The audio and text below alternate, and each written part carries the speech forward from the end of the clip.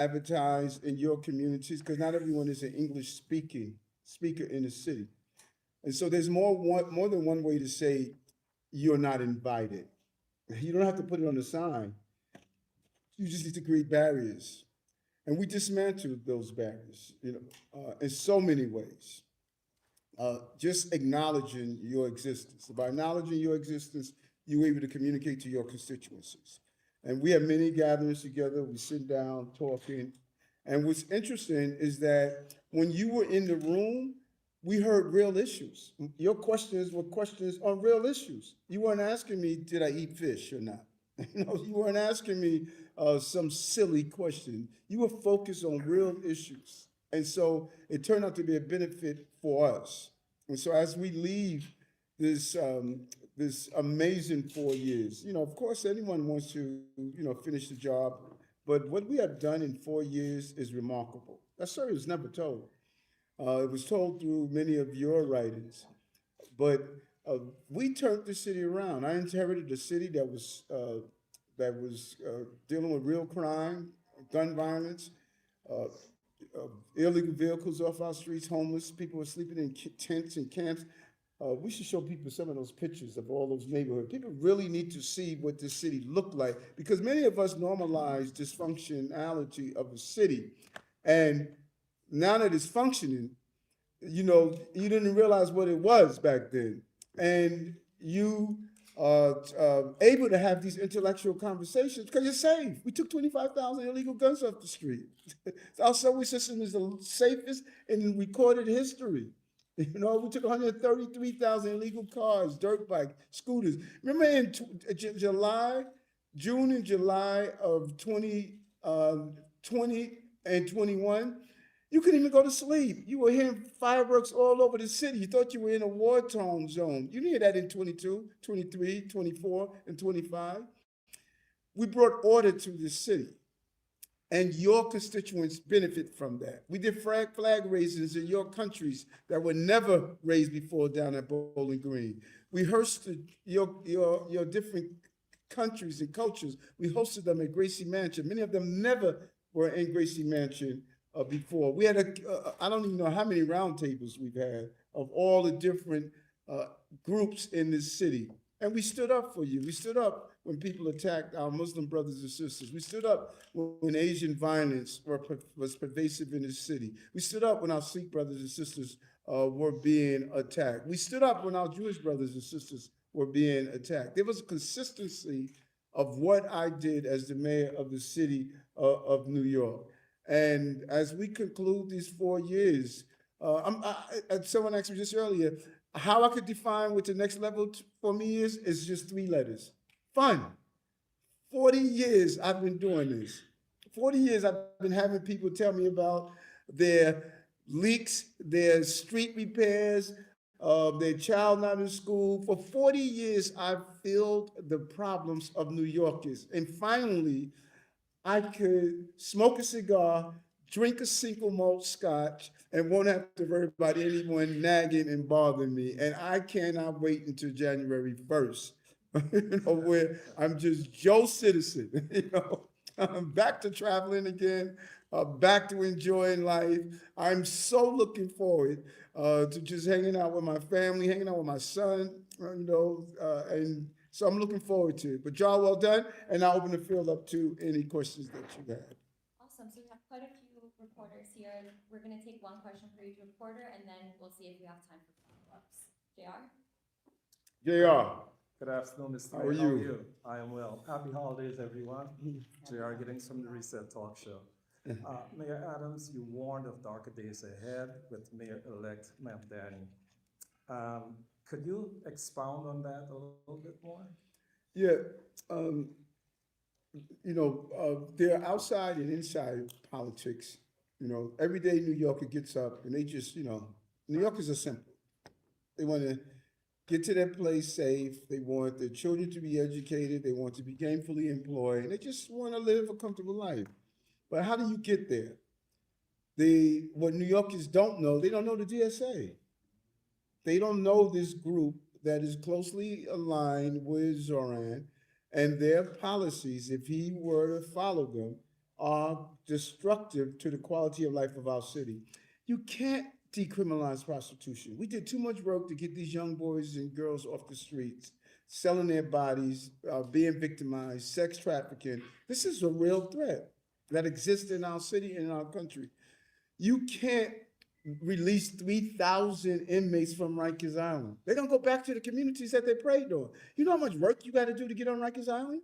I mean, you're not jumping the turnstile and ending up on Rikers Island. Those are some of the most dangerous people who have not been able to function within our city, and they need corrective behavior. Particularly 51% of them have mental health issues, 18% severe mental health issues, and you just putting them back into the community, that's a problem. You can't tax people based on their ethnicity. You know, that's what we're going through right now. My building, the African American community, the Asian community, the Hispanic community, we were being taxed unfairly in our property taxes. And so we're saying we're going to now tax white communities. That's wrong. That's wrong. And so when you look at some of the policies that are coming out of DSA, and he stated he's going to embrace their agenda, that's problematic. It's problematic. And you can't turn over our school system to our Board of Education. Again, the UFT can't control our school system. The mayor should be in charge of the school system with the PEP. And when you start dismantling these programs and these actions, and you can't put encampments back on our street. Go look at these cities. This is not rocket science. January, when I became the mayor, I went into the streets and visited the encampments. And what did I see? Human waste, stale food, drug paraphernalia, schizophrenic behavior, bipolar. We can't go backwards. That's what is troubling to me. If he gets in and say, okay, that sounded good what I was campaigning on, but now I have to run the city, then you know what, we'll navigate through it. There'll be some policies we agree and disagree with, but what they are saying they want to do is harmful for the city of New York. Thank you. Jacob? Jacob, what's going on? You've spoken about your legacy, after 4 years, there's rising anti-Semitism and increasing how more younger people view Israel. My question is, if you look back at your legacy, how would you define that in trying to curb anti-Semitism and your relationship with Israel? Well, number one, we have a decrease in anti-Semitism in the city.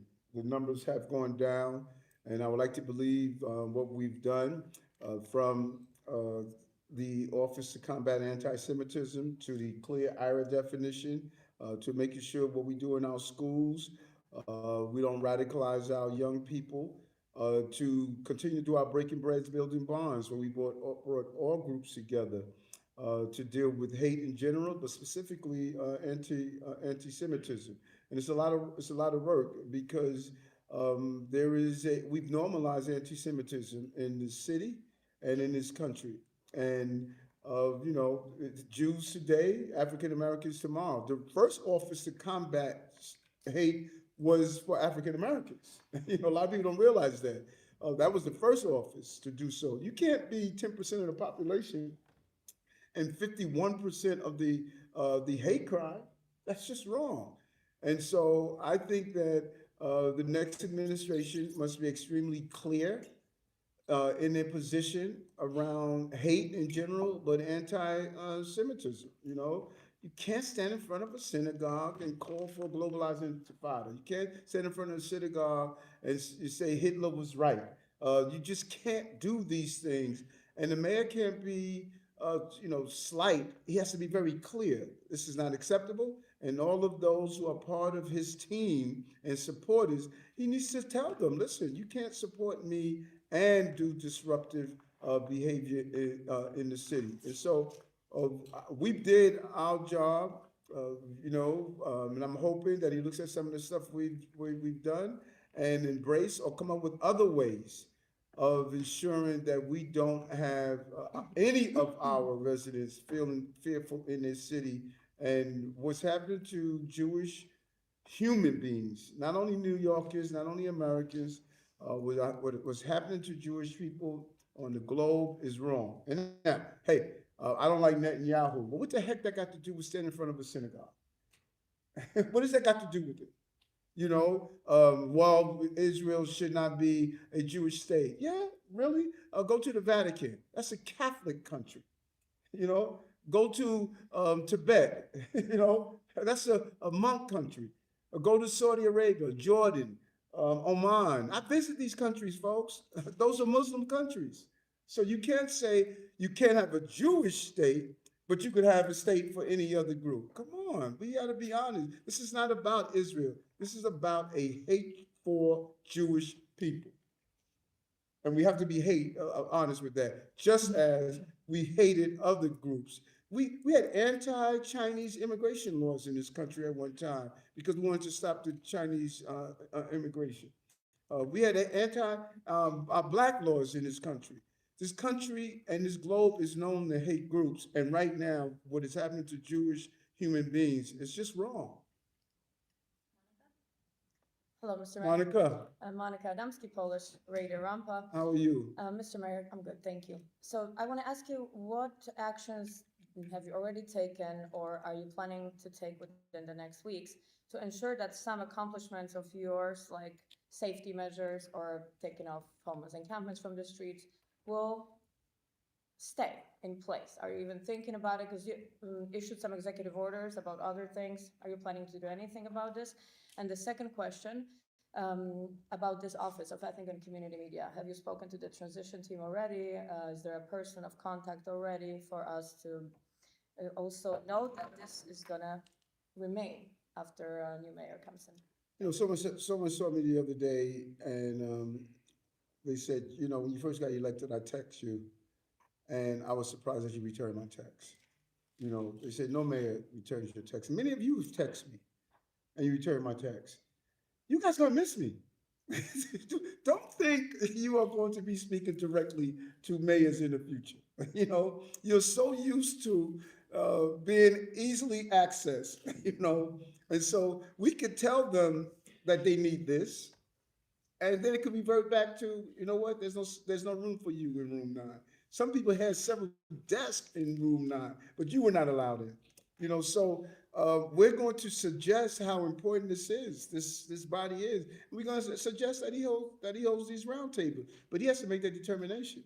Now, when it comes down to protecting my legacy, there are things we can do and things they can't. I'm blown away that people are saying, why are you still adding people to the boards? Why are you still making suggestions? I'm mayor to the 31st. You know, one of the biggest arguments that the far left and liberals had is that Obama put in place his appointments for the Supreme Court, and they didn't take it up. Do you know we put about 14 people in front of the city council for months, and they have not taken them up? And they called some of them and said, if you come in front of us in our committee, we're gonna vote you down anyway. I mean, this undemocratic hypocrisy. And so those that are within my span of control, like the Rent Guidelines Board, I think it's important that rents should be determined based on what the law says, based on the economics. We're gonna fill that board. But do you know a lot of the board positions are not my appointees? The Campaign Finance Board, who has been hard on me, those are not my appointees. COIB, those are not my appointees. Those are Bill de Blasio's appointees. And so for people to say, well, Eric, you should not be doing appointments right now, it's like, what is this double standard? You know, it's one rule. I'm the mayor to December 31st, and I'm going to carry out that function until December 31st.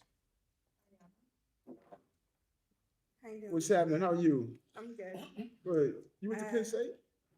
You went to Penn It's State? my dad's sweater. Oh, He played football. I have 2 crowdsourced questions for you, to which type of question? straight from Brooklyn community members, old Okay. heads, if you will. They Mhm. wanted to ask you very specific questions, Mhm. and I figured in interest of fairness, I Sound like a plan. should do that. Mhm. All right, so New York City's history, right? 400 years, 2 Black American men have led the city, Yep.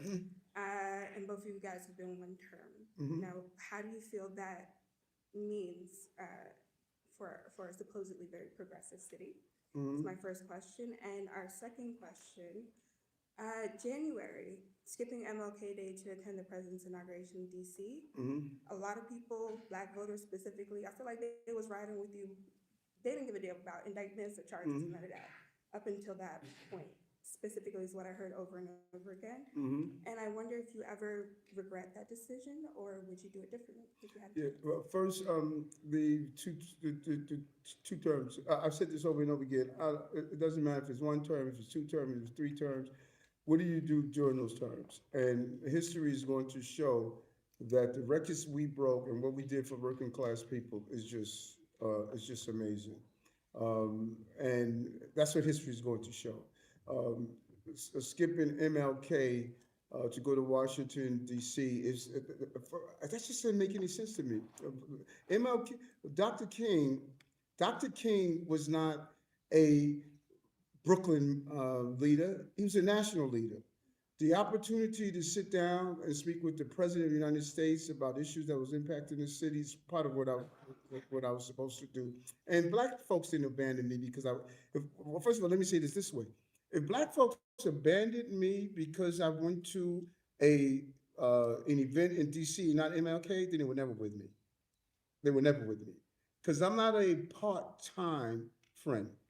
If they weren't with me based on what I did in 100 Blacks in Law Enforcement Who Cared, a leading voice about ending police brutality, if they weren't with me for dropping unemployment by 27% in the Black community, $24 billion went to MWE. If they weren't with me after doing free high-speed broadband in Niger with an overwhelming number of tenants of Black and brown, of moving 24,000 illegal guns off our streets where the victims of those shooters were Black and brown, if they weren't with me for what I have done in small businesses and all that other stuff, but if they abandoned me because I went to Washington, then they were never with me.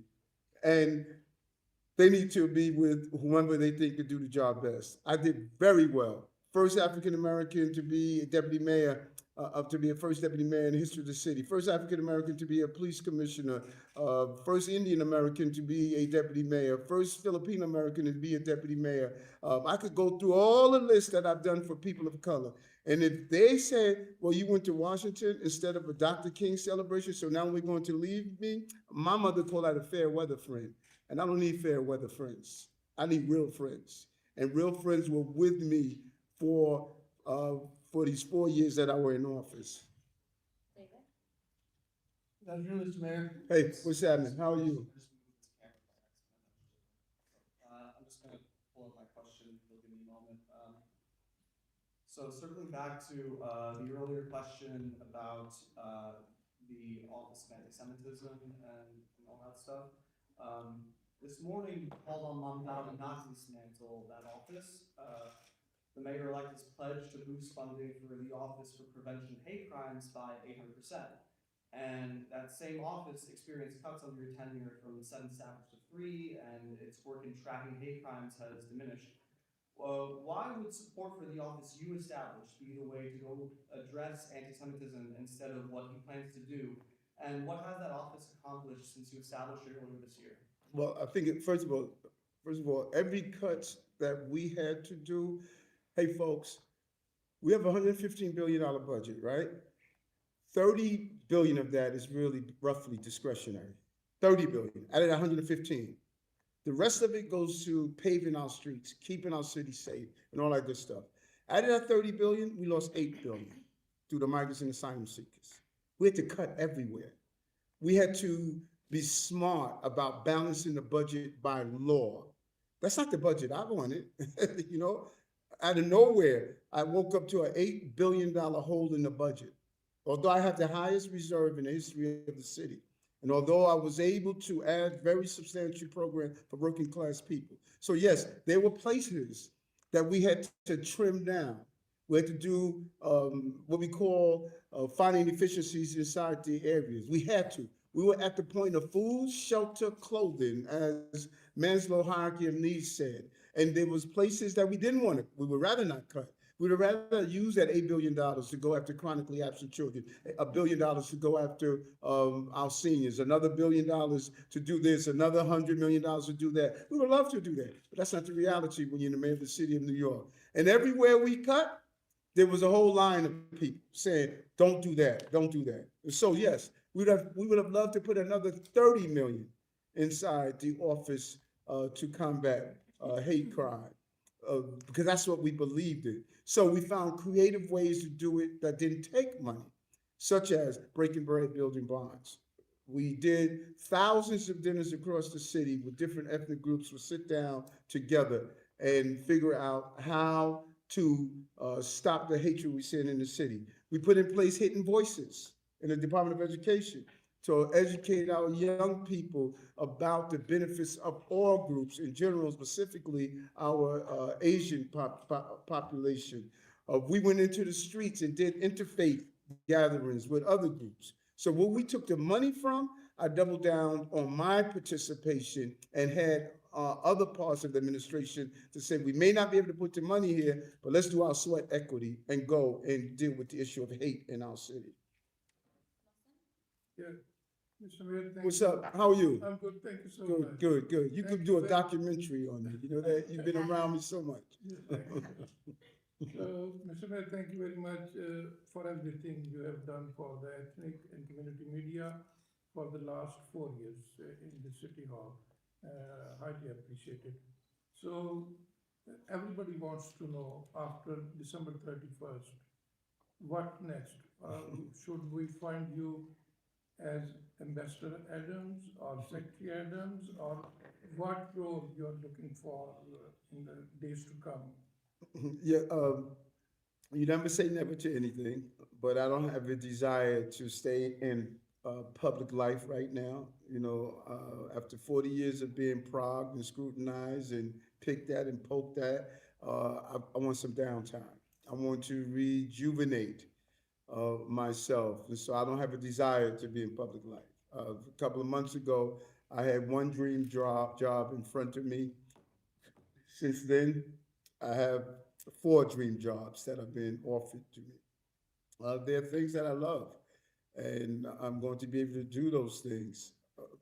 I'm really happy about, you know, like I said, I want to write a book. Going back to school, I miss being in school a lot, and I want to be around other people and they think and debate. I have some business opportunities that have been offered to me. You know, I cannot say it any more eloquent than what my son said. I'm good.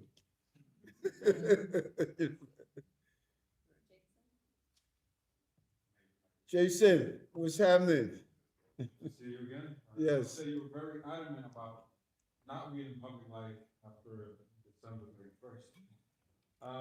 So what issue do you feel remains most unresolved at the end of your time? Most resolved, needs to be resolved. Unresolved. Unresolved. We did an announcement last week that I just think is such an important announcement. It's really probably impactful to many of you, and that is communication. We have to become a more language-friendly city. You know, one of the notes I took as I move around the city is that if you don't speak English, you really don't get access to your fair share of governmental services. People, if you're a Russian speaker, you know, you're really reluctant to go into the Department of Building, you're reluctant to even want to go to your school. It's humiliating, you know, when people don't have the patience to communicate with you in a language that you deserve. We made an announcement of using technology, ChatGPT, Google Translate, and others. These devices are working so well. I've been able to engage in conversations with people who don't speak English at all, almost 140 different languages, communicating in the city. We need to break down that barrier. You pay the same taxes. If you speak Mandarin, you pay the same taxes of every other New Yorker, and your taxes you deserve those goods and services. You should be able to walk in and get what you deserve. If you speak Urdu, same thing. If you speak Spanish, if you speak any language. And I just think we need to do a better job in doing that. A language-friendly city where people are comfortable leaving their house, knowing when they walk into a governmental agency, they can communicate and get the services that they deserve. That is a huge thing for me that I want to accomplish. And we want to continue to bring down crime. You know, we've done a great job. Crime is at the lowest levels, but one crime is a crime too many. And we want to do more on doing so. And then we have to finish what we've done around mental health issues. We got parts of involuntary removal done in Albany, but we now want to look at those who are addicted to serious drugs.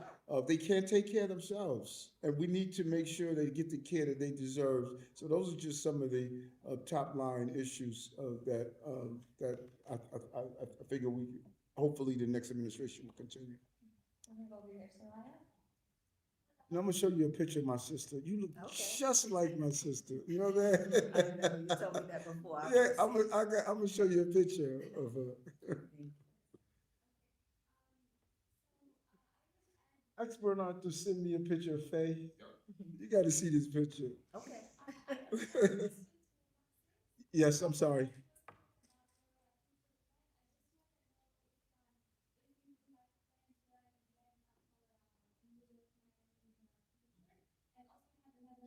You said if I plan to, I didn't get to run for mayor again? Yes. Okay. Mhm. And also, we wish you had time to finish and then you really like, wish the next night you will continue. You gotta I didn't hear you. I What do didn't you want to what you wish you could finish and Mm. hope the next mayor continues? Oh, that was the question that I just said. Yeah. Language, safer city, those are important issues for me. You know, we always can be safer. We're the safest big city in America, but we always could be safer. And I want to, I would like to see us continually drive down crime. We had 1 week where we had no homicides, I think for 12 days. 12 days of no homicides in the city. That is what I like, you know, for us to continue that. Running for mayor. That tied for the highest and the longest stretch in the history of the city. Right. We have broken so many records. Would I ever run for mayor again? You never say never, but I don't. There's no desire to do so. But you never say never. You know, anyone that says never, you know, man makes plans and God laughs. You know, I had a plan B. What I'm getting ready to do now, it was God's plan A, and God has never gotten it wrong before. He's not going to get it wrong this time. So whatever happens. I turn on my GPS every morning, my God positioning satellite. He handles it. You know that? Sorry? Okay, hi. How are you doing, I'm Faye? good, everybody. We call you like my sister. Terry Wisdom, Harlem Network News, and my question is a little more direct than what your question was. Like, is there something in place that's gonna preserve ethnic media, or are we an option? And also, in these, few days that you have left. Yes. Can you see about putting some funding and some grant money in place, for ethnic media? Particularly for Black media, which is really suffering, gravely. The media is experiencing the same economic and cultural disparities and inequities, and mainstream media really doesn't cover our stories, or if they do. And so we're having a hard time getting the message out, to the people. So if you Yeah, can address that. it is. And you know what? I'm going to speak. I'm glad you raised that. I'm going to speak with. We did the November plan. Yeah. Yeah. Shit. We should have looked into how to baseline some of this stuff. You know, Jr. What do we spend? What do we spend annually on the ethnic advertising? So annually this year was $32 million that was Okay. spent on advertising. Okay. And over $7 million of that went directly to ethnic. Got it. Was there any baseline funding for ethnic media? There was not baseline funding, but what we did is adjust the way that every city agency sees ethnic media. We asked the question, instead of who do you need to add, it was who do you not need to speak to? Right, So right. many different campaigns now include as many ethnic and community media, almost all of our directory in them. And also your campaign for citywide branding has been translated into, I believe, 10 languages and currently running in many ethnic and community media outlets. Right. what I tried to do and I wasn't able to finish, I didn't like the idea of each agency managing the budget, the media budget. Because they had the people they were used to dealing with, they had their own agenda. I remember TOHMH did an advertisement around COVID in Yiddish in Flushing. No one spoke Yiddish in Flushing, you know. And so we were trying to create, all of this goes through one office. And, and it just became a real battle. If I had more time, going back to the question of what would you have liked to finish, I would have taken that money out of these agencies and it should have been centralized through JD to make sure that it was fairly distributed. We had a problem with a vendor when we first came in office. He was overcharging. He was doing things that was not correct. I would have loved to have seen us take more control. And I'm gonna find out from Jock, are the Jock is our O and B director? Are there any options, you know? Okay, because I think it's Yeah, extremely I agree with you. important, and especially given what mainstream media is reporting and the lack of civics and things, people really, do not know what's happening. And I agree with you. not my other question, but all eyes on District 5 in Harlem and what's happening in our schools. Can What's we that, get- what's happening in District Five? We need some computers. Okay, The children do not have computers to take home, mhm, and a lot of them don't have computers at home. mhm, So it's a pretty serious problem. We need support in discipline. We need real gym classes where they go in and sit on the spot, not a free for all. We're dealing with the language issues because we have, people that are English as a new language, which they don't have to speak another language, and we have people that are off of the radar, Bambara, Wolof, that's not in Google Translator. I do have a media partner, AskToya.com, that if you talk to it in 300 languages, it'll talk back to you. mhm. So some of that can resolve, but with whatever is going on in the school system, there we have separate but not equal education. And I just actually did an interview with David Banks and saying, okay, it's separate, but that's okay. But we're not getting the equal Right. education, and it's a problem. And people are walking around like it's okay, Yeah, and it's not. No, So no. we need to. and that's understandable, and I think that keeping your voice raised, in the next administration to address these issues, you know. There's a lot of issues you leave in 4 years, there's so many issues and the complexity of running the city. Then you have those new issues like COVID and migrants and asylum seekers and others that come up. And that they you all don't came answer. to District 5. They were coming from the Yeah. Roosevelt Hotel Uh-huh. and taking a bus uptown Yeah. in our schools that are already strapped. Yeah, so that's something you should raise in the incoming administration. What's happening? Okay. One of the recurring themes that we've heard here in this ethnic roundtables is that we have to be safe and feel safe. That's right. Something that the mayor has stressed often. Mhm.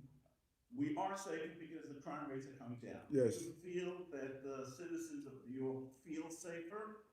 And going forward with Mayor-elect's plans to do different changes in the policing of the city, do you think people will feel safer or not? Well, I think that it's a combination of things. It takes a while before you go from what you felt to what you're feeling. If you felt for many years that you were unsafe, it takes a while before you realize that, hey, I rode this whole train ride and nobody harassed me. That's what we were getting to. And I think that he's going to benefit from the work that we've done, that people are starting to feel safer. They're out. Our nightlife, our entertainment industry is thriving. Our tourism numbers are high. When you get these cases of someone stabbing an innocent mother while she's in Macy's, I mean, it hurts. It hurts how people, their perception, because perception is reality.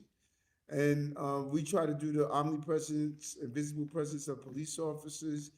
We try to make sure that our officers are out on foot patrol.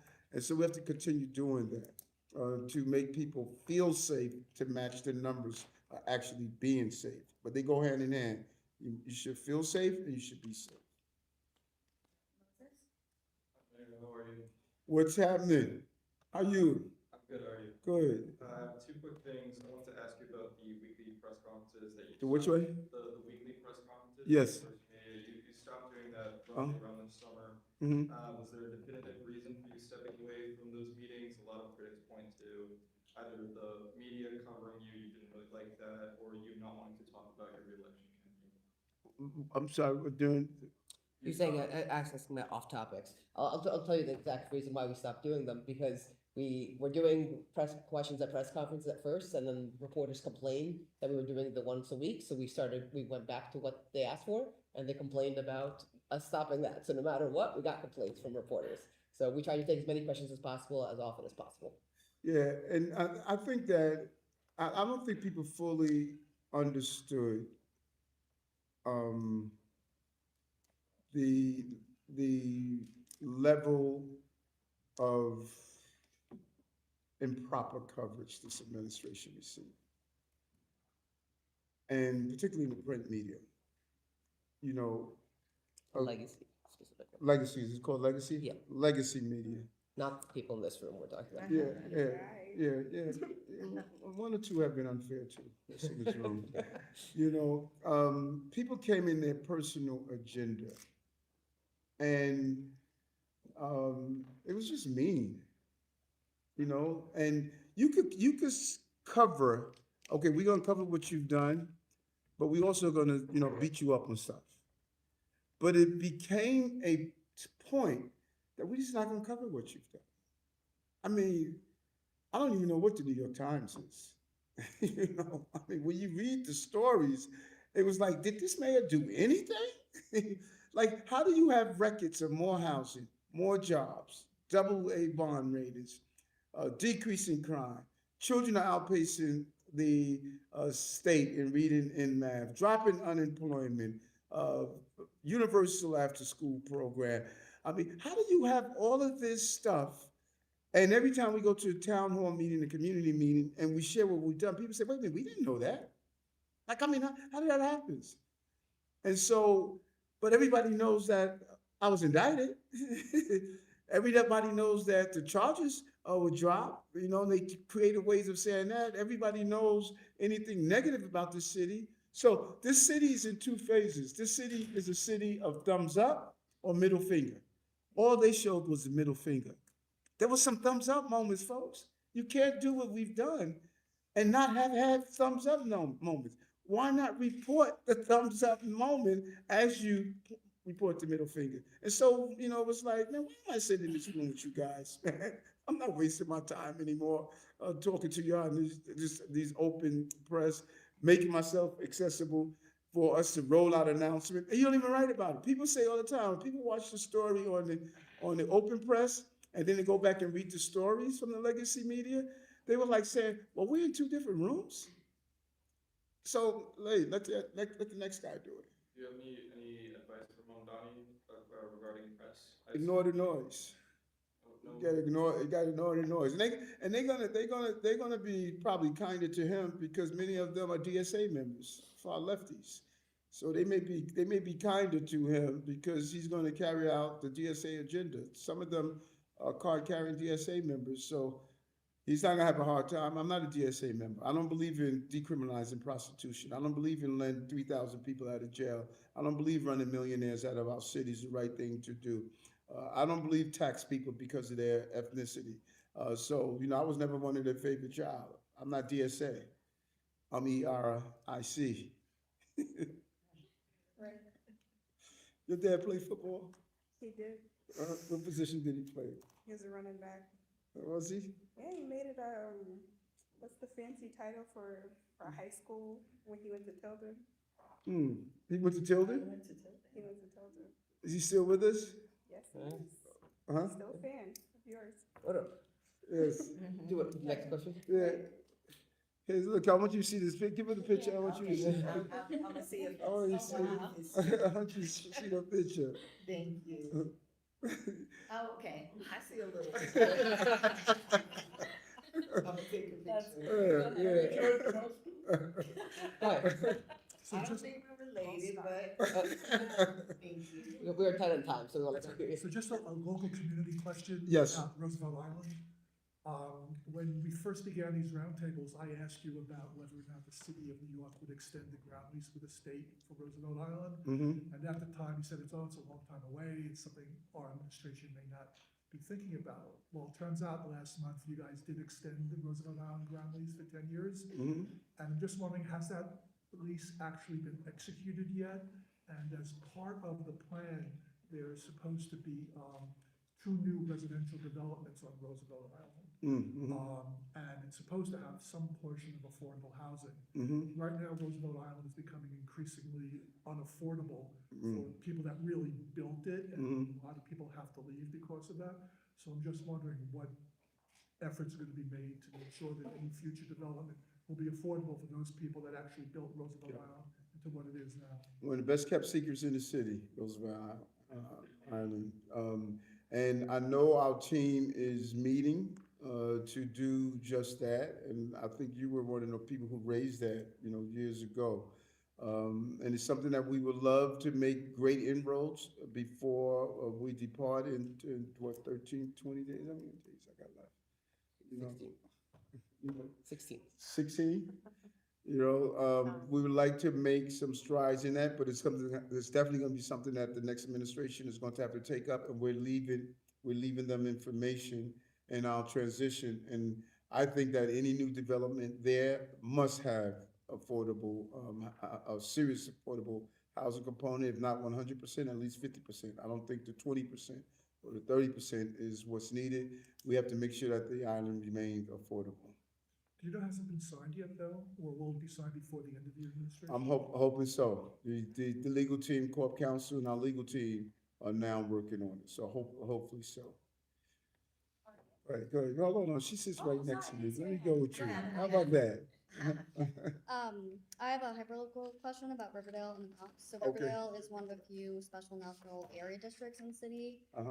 Our community board has recorded several instances of the Department of Buildings failing to enforce SNAD violations. Mhm. Were you aware of those violations, and was SNAD priority in your housing legislation? Now, which violations are those? You said, what type of SNAD, violation?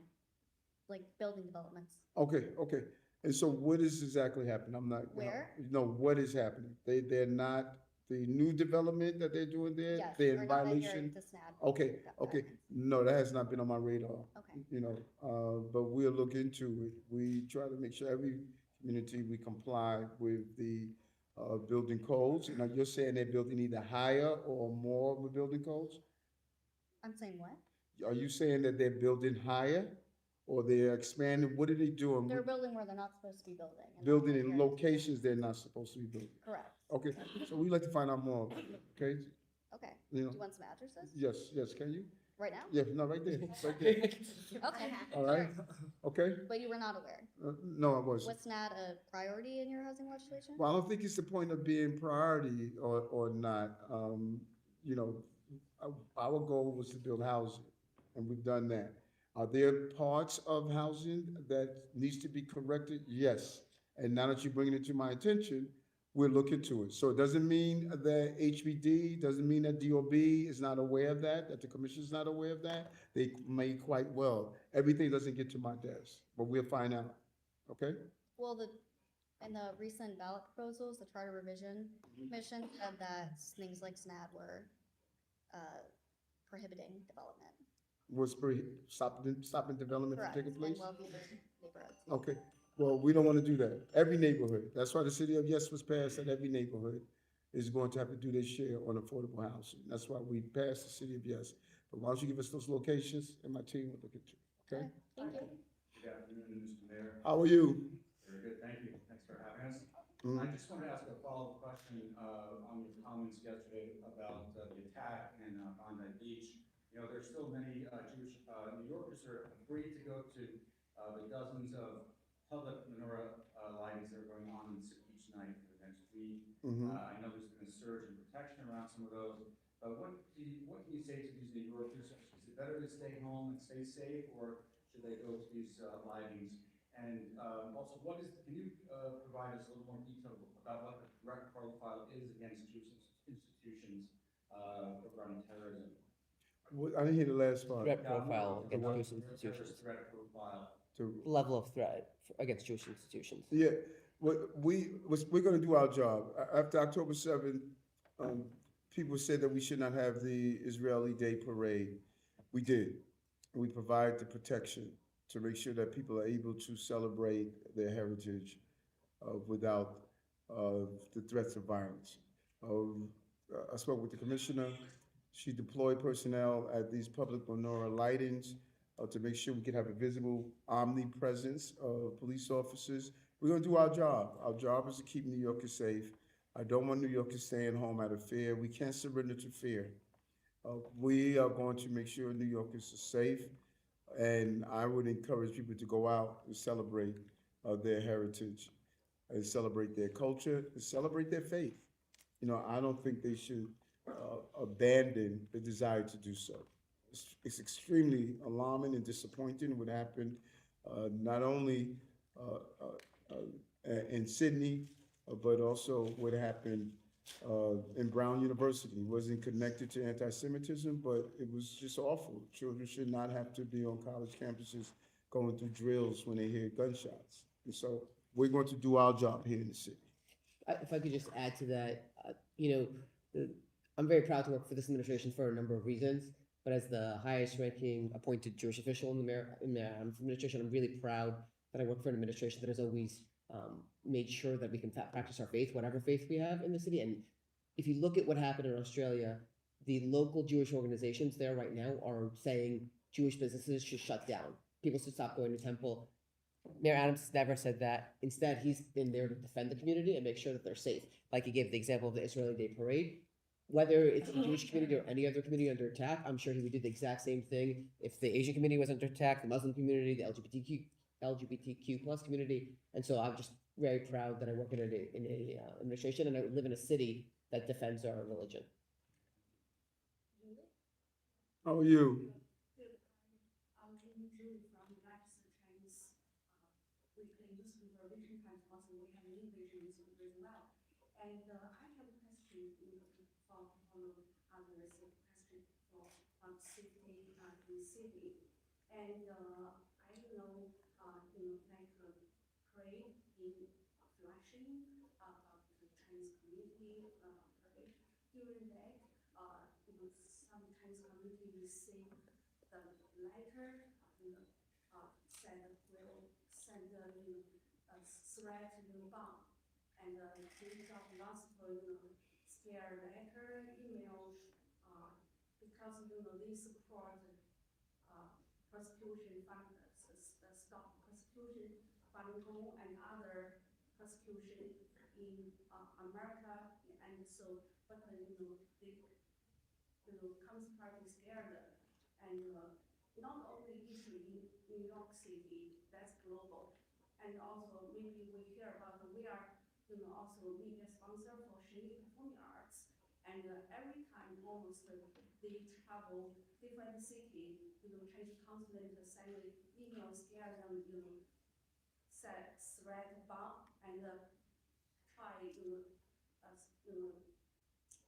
destroy their bus tire, and so really dangerous. So I don't know if media know this about issue. Yeah, I was going in and out. Did you get the whole Yeah, question? public safety for Chinese community here Yes. in New York City. They keep getting bomb threats based off of what's going on back in China with the Falun Gong. They're being persecuted. The NYPD never brought that there are some serious credible threats to the Chinese community based on what's happened in China. There's some specific acts of threats that you are aware of. I would love to connect you with our intelligence division because all of those threats are investigated to the fullest. None of our briefings has it come up that there are threats to the Chinese community based on what's taking place in China. But I will connect you with the intelligence division. You can share whatever information privately that you're aware of. And second, question, because, we support, human rights and, revival traditional Chinese culture, because Chinese culture was destroyed by Communist Party, especially Chinese culture revolution. And, but, we also, we are very support the NYC government, community event and coverage, and also, Yeah, The community events that you've done for the Chinese Yes. community, she's very thankful and. no, thank you. Okay. We also need the, support from, NYC government to, give us more advertising, because we didn't, get more advertising in recent years. And I know the budget, limited, but I saw some of the Chinese, Chinese, media got lots of, advertising, because I know some of Chinese media is, controlled by Communist Party, and also as, a foreign agent by federal level government, so, We'll- hopefully, we can get. We'll talk to you directly about that after the Okay, meeting, sure. but we can talk about that as Sure, well. okay, thank you very much, Maria. Okay, thank you. Jennifer, we only have time for one more question, we're running tight, so Jennifer. Oh, hi. What's How happening? you doing? Well, first, I just want to say thank you. This experience has been really great for me. And, I really appreciated just watching your resilience throughout, your campaign and just throughout this time. And I've learned a lot about, from you with that, as well as, your cultural diplomacy. So thank you for that. What I was wondering is, I have two questions, and I'll be quick. The first one is, I know that within the Italian community, when I first came, I was with Giornale Americano, the Italian American Museum, as well as Queen's Times. And one of the things that is a pretty big issue now is, as we know, with Columbus Day. So there was something sent over about the landmarks, that you were trying to get the Columbus statue and Columbus Circle Yes. to be a landmark. So I wanted to just know if there was any information, any updates on that, if that's been passed. Yeah, what was it in, over there? We moved to do it through parks. We can check to see the status on it, and Yeah, get back to you yeah, right away. yeah, we thought it Okay. was important that the site was a landmark to prevent the removal of it. Right. You know, I just respect what's important to people, and I know how much that statue meant to the Italian community. Of course. Mhm. Of course. And thank you. I saw what you did also at the Bull, just putting Arturo Modica as the person that created that guerrilla Yes. work of art. So that was really important for the Italian community as well. So thank you.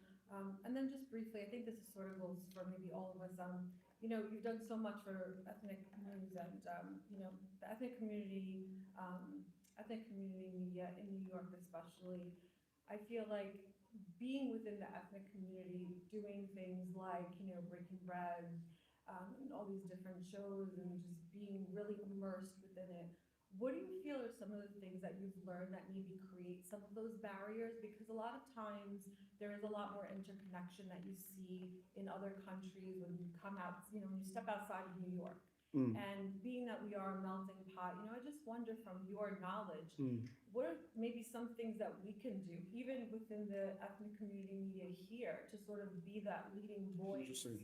for people going forward to, teach each other Yeah. about, what we're doing. Like, I would love to learn more about, with Monica and like the Polish community and, bring people into the Italian community. And I think it's something I've done through my events and PR for years, but I just want to know your perspective. Yeah, that's a great question. Our thousands of dinners and Deputy Assistant Commissioner Knight, she just really took it under her wings, and getting people in the room. We need finding creative ways of just getting people in the room, of realizing we all want the same thing. And I've been really blessed moving around the city, not only the borough president, which was extremely diverse borough, but being in different rooms. If it's a sukkah, if it's Kwanzaa, if it's any of the holiday, the Moon Festival. I've just been, blessed by being in the room with all of these different groups. And I think it's a tragedy that people don't realize how, just how wonderful it is to be in a city that is diverse as New York. And having you host gatherings and events to bring people together. We're doing a Hanukkah celebration tonight. I'm pretty sure we're gonna have people who are not Jewish that are going to be there. These events are very important, and finding these events bring us together. Food has an excellent lubricating value of breaking barriers. Bringing people in, even when you do those food festivals, different foods from different groups. We used to do, the International Day of Friendship, a big parade in Borough Hall. That was great. They brought food, dress, people would come out with their attire. So I just think we have to be creative on how we bring people together. So Do you- important. I mean, do you know much about the next, candidate? Are they probably going to be as culturally interested as you've been? Because you've definitely taken it to another layer. Yeah.